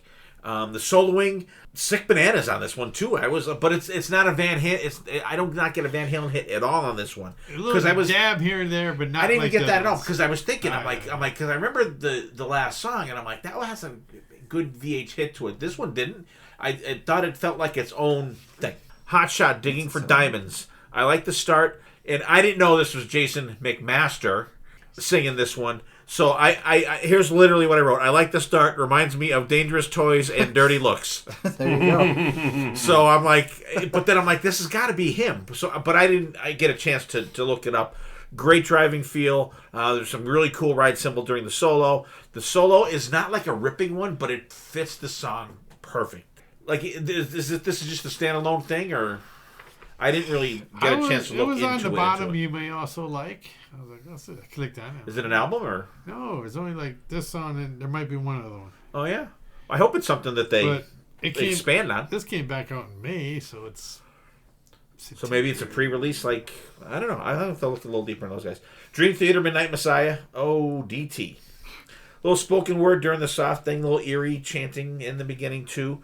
You get those choppy guitars, but then I love when the pace picks up, then bang, that heavy riff, dun, dun, dun, dun, dun, like it was like, fuck. Then the double bass comes in, the riff, and then the riff changes again before the vocals, and then it does have that da da da da da da, like that cadence is fucking great. Mm-hmm. That's one of the things that I've been getting into about Dream Theater is that type of cadence, that you know what I mean, like that, times, yeah. But like the vocal cadence like fits the music perfectly. Buck Cherry, I Go Boom. Buck Cherry, come on now. Good stomping feel, as usual. Great Josh Todd vocals. But what I've noticed, and they said in an interview, I think it was on the actually the podcast that Jason McMaster is on. They had an interview with Josh Todd that the lead guitar player, his name is slipping my mind right now, but Josh has said that he is working so much more on his soloing than he has in the last couple of years, and it shows on this because his fucking solo rips on this one. Buck Cherry's been killing it the last couple of years. I think like maybe like 3 or 4 albums ago it was like kind of like but then like they really I think stepped it up in the last couple of years. I think I agree with Dylan. I think like the last album was a little stronger because that was my number 1 album last year if I remember correctly. Yeah. But killer, just really good. Robin McCauley, There Was a Man. This was my earworm. I could not stop singing this fucking chorus all day long. And then I'm like, is this like a Striper song? Yeah. But like the choruses, but the verses have nothing to do with the chorus. The chorus so I'm like, is what so is the Jesus. What is the yeah? But I'm like, what is the verses about? I can't figure out what the fucking song is about because like the verses have nothing to do with the chorus because usually like the verses lead into the chorus, but this just seems like they just took verses from some other song and then just had this awesome chorus in there. He snuck in a Jesus. Yeah, but it's great though. The guitar tone is great. I'd like to know. I have to look in this, see who plays on this because the soloing is freaking fantastic. I really like this one. Like I was singing this chorus all goddamn day long. Firehouse, Mighty Fine Lady. Glad to hear a new track from Firehouse. Nate Peck sounds great. We got to see him live with Firehouse last year at Monsters Rock Cruise. Does really good. But you know what? Like the bass is great in the beginning. God, that fucking pick scrape. Oh, I love a good fucking pick scrape. Bill Leverty, killing it as usual. Some cowbell in there. Great chorus. Bill rips it up on the solo. I would love an album. I don't want an EP, BB. I want a fucking album. And this is like quintessential Firehouse. Like if you like any of the rockin' Firehouse stuff, you'll like this. And the reason I went back up is because the first song, Ellison Soto, Snakes and Bastards. Jeff Scott Soto is going to be stretched really thin on Manchester Rock Cruise because it's going to be Soto Ellison, Soto Beeler. So there's going to be a lot of Soto on the cruise. So don't be offended if he doesn't talk to you on the cruise. He needs to save his voice. That's right. Killer. Another. Speaking of pick scrapes, the beginning of this one, like holy fuck. This song is like a fucking freight train. I love it when Jeff Scott Soto sings this shit. Absolutely love it. The heavy stuff, great riff during the chorus. Gotta love the fuck yous in there. Very Phil Campbell and the Bastard Sons-ish. I got that kind of vibe from it. Yeah, like that last song from their album. F-U-C-K. I love this song. This song fucking absolutely rips. I got no complaints here. Just I didn't get to rip anybody yet. Yeah. All right, Dylan, you're up. Okay. So, as I was making my list for this, I came to a personal realization that I put too much pressure on new music. I'm always trying to listen to an album and being like, oh, I want this to be amazing. I want this to be the best thing I'm going to listen to. And I need to just let music be music. So, when I was coming up with this list, when I was listening to albums, I was letting music be music, and let me tell you, I was enjoying it a lot more by just letting go. Not being so critical. Not being so critical, letting go, having a good time listening to music. So that's where a lot of these songs from the list came from. They're albums that, they're not the best albums from a band's career, and they don't have to be. They're just new music, and that's something we can appreciate, is that they put something out, and we have it here to listen to. So that's kind of where my mind was at when I was coming up with this list. So the first song that I talked about, this band made my list last year, I believe. Last year or the year before. The Hives, from their album The Hives Forever, Forever the Hives. The song Hooray, Hooray, Hooray. This band is just the epitome for me of fun. They're a garage rock band. They just have really chunky riffs and really fun shout-along vocals that you could do. They're not the most technically proficient band in the world, but they're fun. They make you want to get up and move. And Hooray, Hooray, Hooray is a song for me that makes me want to get up and move. The next one was actually an album that I discovered relatively recently. The band's called Hazard, with an E-R-D at the end and 2 Z's. The album, The Third Dimension, and the song that I picked was Deathbringer. They're very much a thrash band. The crazy thing is that the lead vocalist is the drummer. Very rare. Really? Very rare. His name is also Dylan. So, fun fact. And this song is more nuobnum than the rest of their album, but really great thrash stuff. You know I love my thrash music. And this song is a really cool indicator of this band. And it's a band that wasn't on my radar. I love the album cover. It's one of those classic 80s thrash album covers that I love. And I think that this band is one that I really need to check out more because guitar work in it is fantastic. I think it's a really catchy song from a bygone era, but coming out today. The next song that I'm talking about from the band Darren Balakian and Scars on Broadway. Do you know what band Darren Balakian is originally from, Dad? System of a Down. System of a Down, correct. The album Addicted to the Violence. I did not look that up. Yeah, and they just recently played Chicago. A lot of people on my Facebook feed saw System of a Down. I was very jealous. But the Darren Balakian very much upset that System is not putting out a ton of new music, so is putting out music on his own through Scars on Broadway, and very much System sounding, but without Serge Tankian's vocals. So that's a positive for a lot of people. Not necessarily for me, but I like Darren's vocals. I like Serge's vocals. This is such a good, fast-paced song that just has some cool time changes to it. It has a keyboard solo in there, and it's a really good keyboard solo in my opinion, but I just love the frenetic pace of this song, and it just has that weirdness that I love from System of a Down, but without the ultimate weirdness of Serge Tankian. I miss it, but I figure maybe it's a selling point for some of the people in the room. The next song is a song that is a single that is not attached to an album yet, but I have hope that there's going to be an album coming because there is already a couple of songs that are based on things. But Ice Nine Kills, a band I never talk about, put out a song based on The Matrix called The Great Unknown, and it's fantastic. It very much reminds me of their song Savages from the first Silver Scream and their song Rainy Day from the second Silver Scream, where it's a little more radio friendly, less of the gruff vocals, and there is some kind of electronic elements to it as well, which makes sense for The Matrix. And I love the references they throw into the song as usual. You go down the rabbit hole, dodge this, which I always love when they do a good transition into a breakdown, and the dodge this is a really awesome one. They're just so good at tying in a movie or a book to a song and just capturing the essence. And actually, one of their Nightmare on the Nights was like a Disney collab, and they had one that was Alice from Alice in Wonderland dressed in, Matrix attire, and it says "Down the Rabbit Hole We Go" that I ordered. So I'm very excited for that to come in. The next song that I'm talking about is Ghost from the Skeleton album. This is a situation where I don't think this album is better than the album that came out before, but I'm not letting that stop me from enjoying the album. The song, this was, I believe, the first single released, Satanized. I think this is a really great soaring chorus. I love the heresy.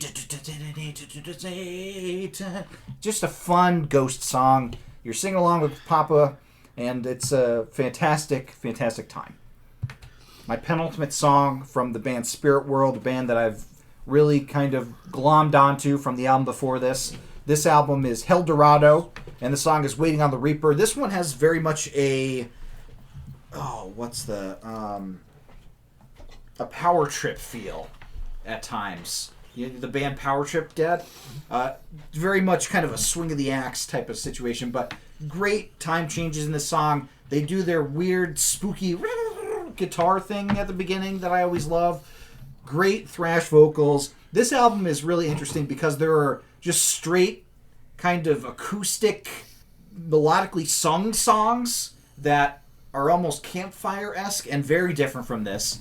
So they're really branching out with this album, but this horror western vibe from them I love, and this album is great, and this song is great. And then the last song, I figured I would give BB a break and have some good vocals here from the band Dorothy from the Way album. This song was released as a single before the album came out, and it features one of the Big S's favorite musicians, Slash, on there. The song Tombstone Town. This is such a good... It almost feels like a lighter Pretty Reckless, but it has that kind of southern, western feel to it. That nice little stomping action, but the pace is picked up than like it normally is for this kind of song, and I really enjoy that. Slash's solo in it kicks ass. It is so good, and I thought it was a good way to cap off the list in a way that would maybe bring everybody back if they weren't digging some of the other songs. So, Dad, what'd you think of this list? Okay, The Hives, hooray, hooray, hooray, fast-paced, very Struts-like. Yeah. Very Struts-like, little punk feel to it. I think it's got a like Foo Fighters type chorus. I liked it. I didn't hate it. Hazard, Deathbringer, kind of Halloweenish at the beginning with the dual guitars and the marching type drums. I think heavy riffing at the start. Then it goes into like a fast-paced galloping rocker that I love. I love the Wednesday 13 type vocals on it. Yeah. This song rocks. The solo's great there. I love the whammy bar shit that he does on this solo. It's friggin' this song fucking rocks. Kick ass. Darren Malakian and the Scars. Done me wrong. On Broadway. Oh, is that part of the song? Yeah, it's Darren Malakian and Scars on Broadway. Oh, okay. Because the band was originally Scars on Broadway, but then Darren's like, I want my name on there. I'm down there. Okay. Scratchy riff, a new fast-paced riff. Then the vocals start. And I put very Surge feeling to them. I was thinking, I love the synth solo. And like the guitars chug underneath it. There was no guitar solo, but the keyboard, the synth solo was very cool. It was good. I'm not a System of a Down guy, and I'm like, this guy's got to have something to do with them. He's got to have something to do with them. I don't know any other people in the band, so now I know too. Ice Nine Kills, The Great Unknown. Like little phone dialing, I like little effects like on these guys because it fits what they do. Very electronica feel at the start there. Melodic solo for these guys. Kind of reminds me of Linkin Park. Yeah, it has that the electronic element to it. You know, it reminds me of that. Real heavy middle part with the great riff. Then it gets real heavy. Cool song. I like it. You know. It would not be a Dylan list if it did not have Ice Nine Kills in it, by the way. Yeah. Which I'm not saying that's a bad thing. Ghost, Satanized, very eerie feeling at the beginning. Some melodic guitar lines. The bass is thumping in this one. The melodic vocals with the ghouls singing is really good. There's a little chanting in there. The solo's fantastic. It's really short, but it's really, really good. Excellent song. Ghost. Spirit World, Waiting on the Reaper.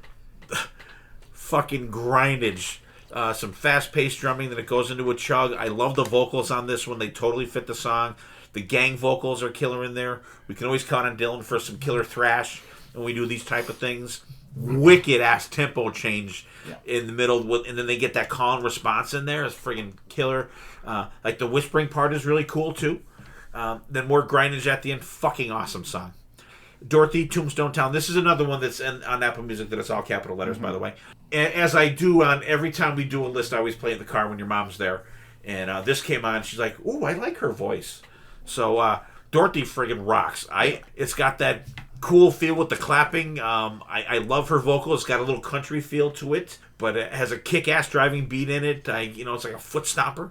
Awesome layered vocals, and I don't even mind the megaphone part in here.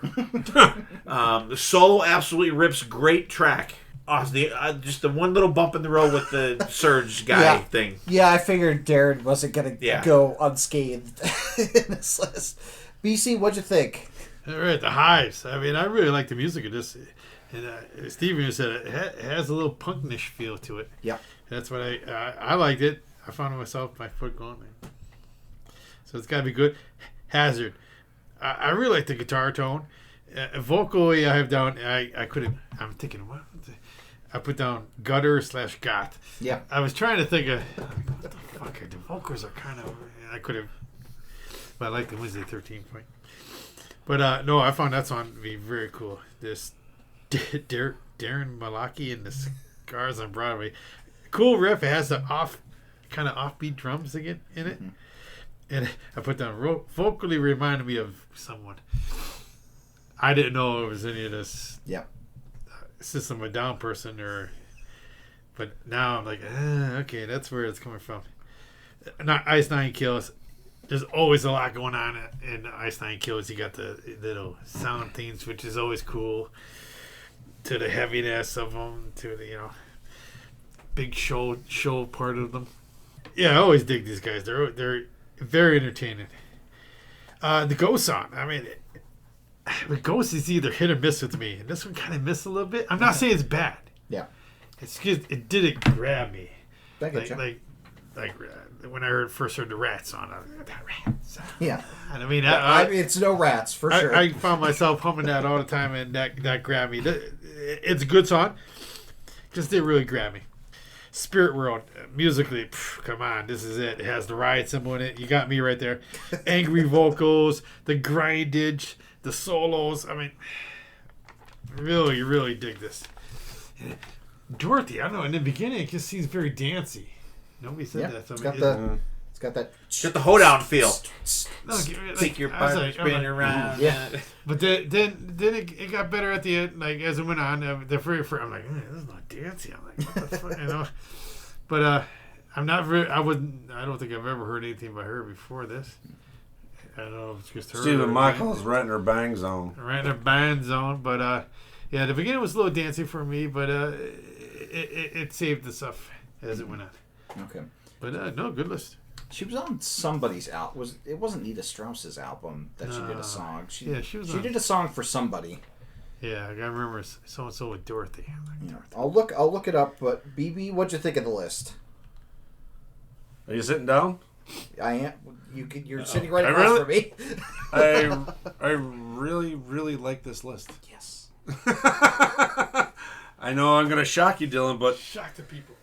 damn, I think my least favorite one was the Dorothy song. When you thought it was gonna be my favorite one, I'm like, maybe it was the mood I was in, but Yeah, it could holy, be. this list was the list I kind of went back to it and played a little bit more than everybody else's. Like even my own, I'm like, maybe I gotta break away from some of this melodic shit and get a little deeper here. That's right. Get angry. About Yeah. fucking time. Yeah, hooray, hooray. Indeed. Hooray, hooray. BB's gonna break away. Listen to angry music. Yeah, the Hives. I love the sound of this band. Then I'm like, what do you call it? Alternative garage? Yeah, it's garage rock. Yeah. Alternative garage. Fast vocals, up front drums, muted guitars. Loved it. Deathbringer from Hazard. Starts with that cool marching drum beat, and it has some shredding behind it. Crazy drum fills in there. Absolutely love the solo. That fucking solo is just fucking sick bananas, for sure. And I actually like the angry vocals in there. Goes It with the really worked. goes with the music. Yeah. Song number 3, Done Me Wrong from Darren Malik. Darren Malikian. Thank you. Okay. Thank you, that guy. But I wrote down, it's a heavier Queens of the Stone Age. I get the chorus. Yeah, you've done me wrong. Very. There's very Queens of the parts Stone in there. Age I'm like, delivery. oh, Yeah. And then the solo, since it was like very like synth wise, I must have Dream Theater. I'm like, then it has like a Dream Theater solo in it. Like this song's all over the place, but I actually love it. Yeah, Jordan Rudess coming Yeah. in. Jordan's all over the place on this podcast today. But yeah, this song definitely grew on me. Song number 4, The Great Unknown from Ice Nine Kills. Always love when you bring these guys to the table. They never disappoint. I love the bridge part right before the solo. I feel the prophecy. And it reminds me of like Rage Against the Machine. Yeah, his vocals are so good during that And part. parts I'm like, oh yeah, that's, bring back that 90s feel. Song number 5, Satanized from Ghost.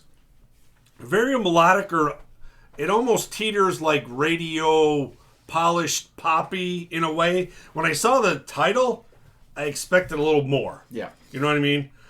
It's a toe tapper. Very easy listening, and it was there, but it wasn't bad. Song number 6, Waiting on the Reaper from Spirit World. Very heavy chunk to the song. I love the loud and angry band gang vocals. Super fast solo. Another great song, and one that I didn't think I was going to like. I absolutely loved. And your closing to your list, song number 7, Tombstone Town from Dorothy. Just like BC, this is the first time I ever heard of a Dorothy song. I've heard of her. I never really listened to a song. It's a good song. It has some southern swag to it. Of course, Slash tears it up. But it sounds like something. And I listen and I try to think of what the song is, and I don't know if it's like it was like a popular song. Black Horse and the Cherry Tree. Thank you. Yeah, because I was going to say something about a horse. Yeah. Okay. Yeah. Thank you. No, no. All right. Now, as long as you hear I do anymore, hear when it. I I start do. doing notes, I'm going to go back to you like, Yeah. hey, that song you picked, it sounds like the country song with horses in it. Thank you. That was a Blue London song, I believe. What? Black Horse and the Cherry Tree. Maybe. That I was think super. I remember. That was Joey super singing it. have to popular hear back it. in the day. It's not- But it's yeah, not like I something said, the surprise list of the night, my friend. Nice. So Dorothy was on the Call to the Void album from Edith Strauss, and she was also on the Orgy of the Damned album from Slash. So she was on both those albums. okay. That's probably where featuring Yeah. on the song. Yeah. So, but I mean, the Anita Strauss album was covering a lot of different All over the genres. place, so, yeah. And she it's- doesn't sound like that on this song. Yeah. So you've heard her, but probably not just like one song per album that she appears on. Right. So, but I like her. All right, there's our lists. 7 songs each of us from that were actually released this year. Yes. Yeah. Uh, Classic rewind. yeah, suck it. Take notes. So I love doing these ones. Like I've said a billion times, if you're not checking out new music, you're missing so much great stuff out there. I think I don't know how Dylan and BB feel, but I think BC would agree with me. This year's a little tougher than the last couple. For me, anyways, I think, album-wise. Because there's no, like, Priest album. There's no, like, major band album out. You know, there's no Metallica. There's no Megadeth. There's no Ozzy album. You know what I mean? There's not that major band album out there. So I've been having a little rough time narrowing down my list. But however, these lists that everybody had here are helping me on a couple albums narrow it down for my end of the year list. I won't say what they are now, but and I'm not even saying that, you know, the songs that I picked are going to be albums that I'm going to pick for the end of the year. There could be some, but, you know, I'm not saying one way or another. But so much killer stuff we talked about tonight.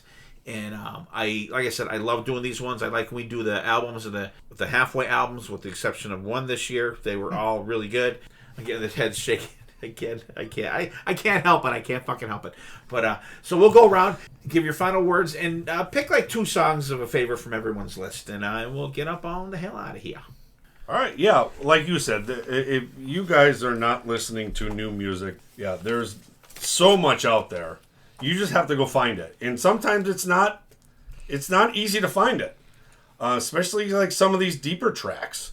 It was difficult to find stuff out there that I was not going to kind of talk about for the albums, because I didn't want to pick something off one of the albums that I'm going to talk about by the end of the year. Mm-hmm. So all these songs are, you know, also from other albums, right? So that it was a little bit harder trying to find just like singles maybe, or like EPs, just, you know, getting out there. But once you find them, you're like, holy shit, this song is really, really good. And once again, like, what I really was surprised about, like the new music, like our whole playlist was under 2 hours. It was a short one compared to some of the ones. It was like an hour and like 57 minutes. Yeah. I'm like, wow, that's unusual for us. That's crazy. And even nowadays, like, you know, even with Dream Theater in there, yeah, the 7-minute song, it carried some of the had to be the longest 3-minute song. It was. But yeah, this is a great episode. I love when we do these, you know, bringing, especially like Dylan's list, you know, bringing new stuff and to the table. Absolutely loving stuff that I don't think I'm going to like.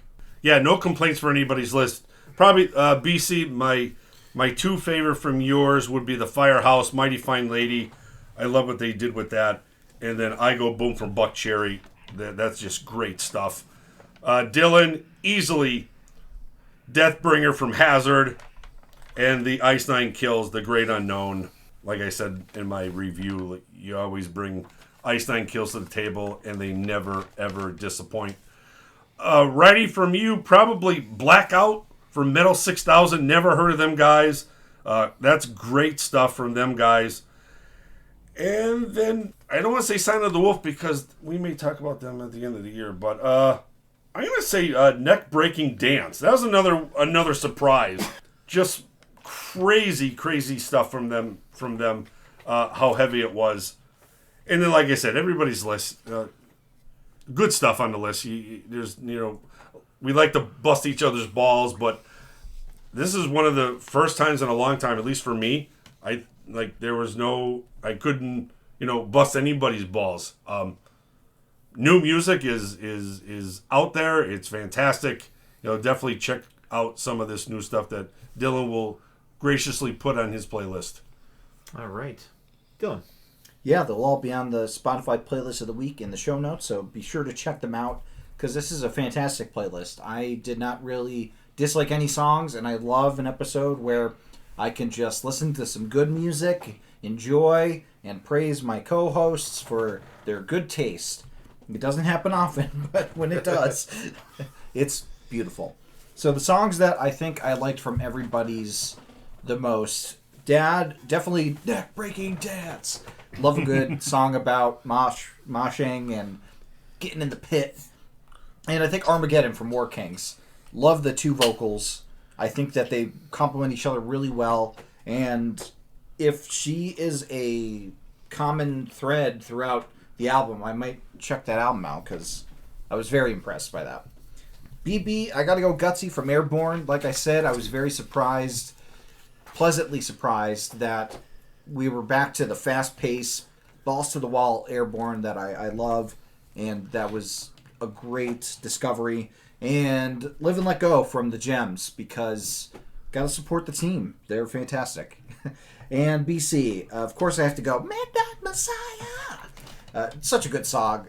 When I first heard that thrash chorus, I was just blown away, and I knew I was gonna like the album. And I have to go Snakes and Bastards. The thrash is good, and I think it's an unconventional duo of Jeff Scott Soto and David Ellison, but I think it's a duo that works. So glad that you spotted them. Second album. And yeah, and you know, like I said, it's the most BC song besides the Phil Campbell the Bastard Sons song. This one was a BC pick, so it was even more of a BC song. All right, BC. Yeah, I mean, this episode was fun. I mean, because like Steve said, this year I've been struggling for something to really grab me, and there's been stuff, there hasn't been stuff, but for me it's weird. I gotta be in a fishing mood to find something different and deep or something, and that happens every so often. So when you get these episodes, and I always say Dylan brings the stuff that's gonna be different to the table. And you know, it's gotta be 60-40 maybe. I like it.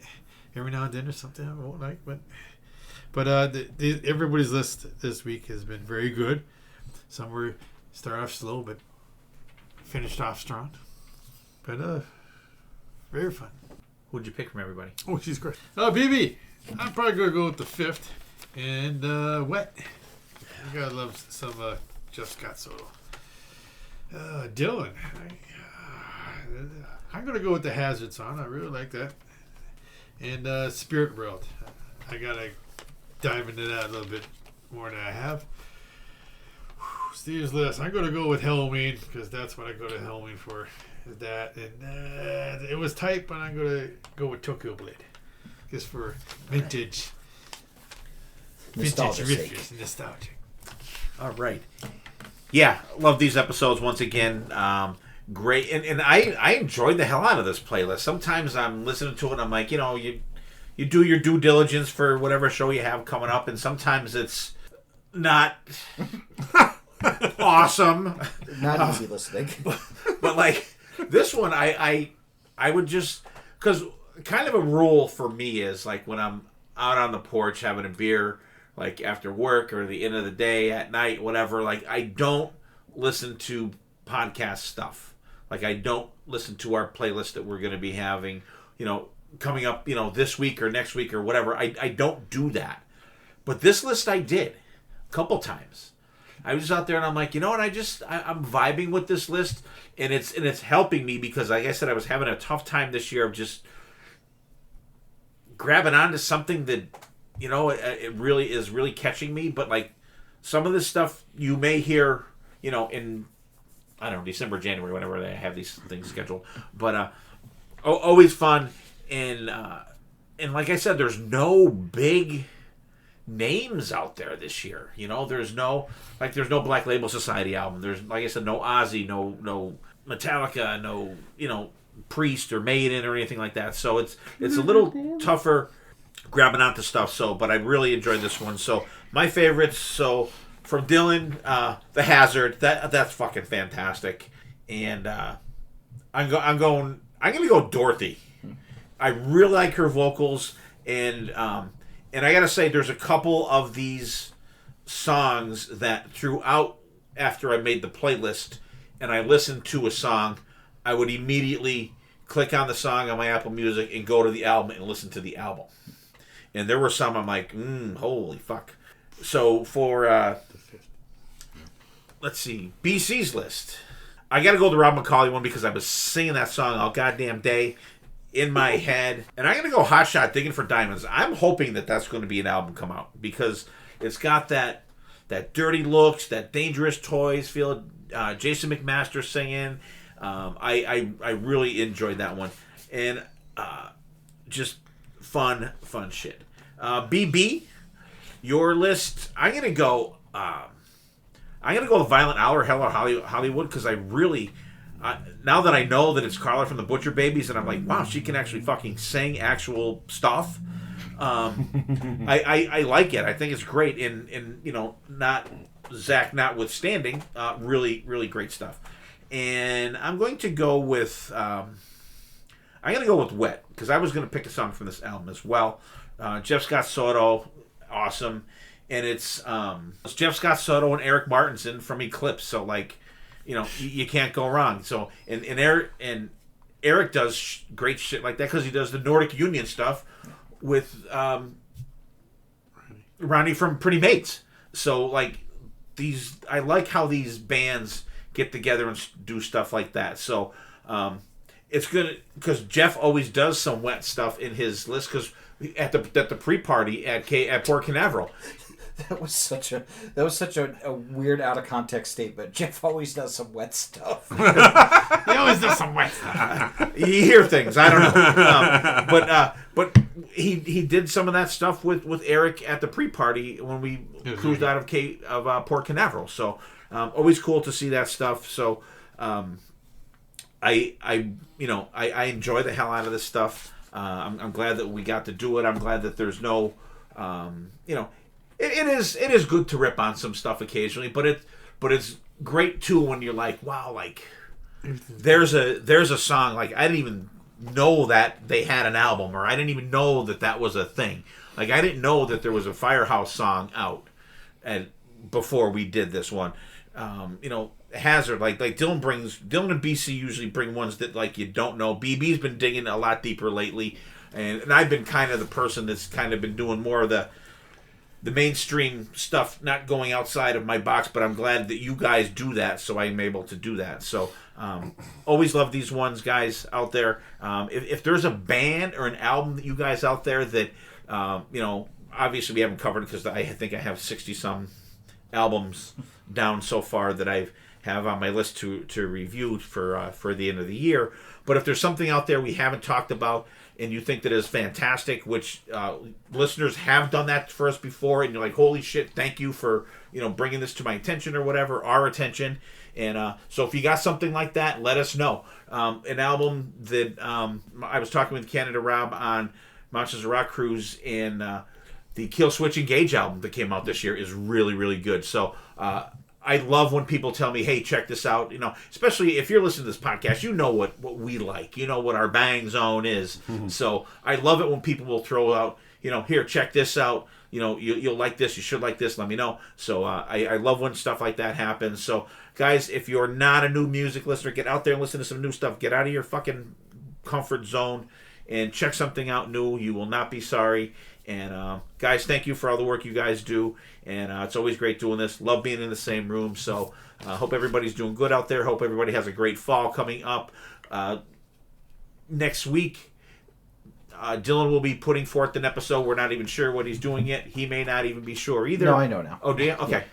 So, because myself, BC, and BB, we will be on a cruise next week. And so by the time you hear this, we'll be back. But we'll let you guys know how that went. So everybody out there, take care of yourselves. Take care of each other. We will see you next time. And there definitely will be a next time.